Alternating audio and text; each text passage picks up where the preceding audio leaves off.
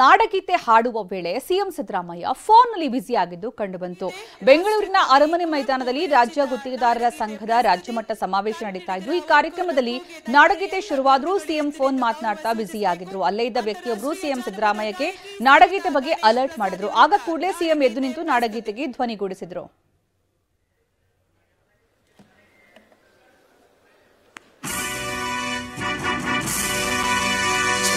ಭಾರತ ಜನನಿಯ ತನುಜಾತೆ ಜಯ ಹೇ ಕರ್ನಾಟಕ ಮಾತೆ, ಜಯ ಸುಂದರ ನದಿವನಗಳ ನಾಡೆ, ಜಯ ಹೇ ರಸ ಋಷಿಗಳ ಬೀಡೆ. ನಾಡಗೀತೆ ರಾಷ್ಟ್ರಕವಿ ಕುವೆಂಪು ವಿರಚಿತ ನಾಡಗೀತೆ ಪ್ರಸ್ತುತಿ. ಕನ್ನಡಿಗರ ಒಕ್ಕೂರ ಕೂಗೆ ದಯಮಾಡಿ ಎಲ್ಲ ಬಂಧುಗಳು ಎದ್ದು ನಿಂತು ಗೌರವ ಸೂಚಿಸಬೇಕು.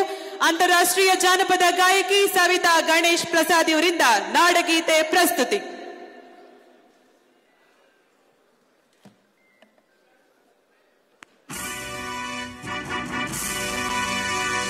ಭಾರತ ಜನನಿಯ ತನುಜಾತೆ ಜಯ ಹೇ ಕರ್ನಾಟಕ ಮಾತೆ, ಜಯ ಸುಂದರ ನದಿವನಗಳ ನಾಡೆ, ಜಯ ಹೇ ರಸ ಋಷಿಗಳ ಬೀಡೆ.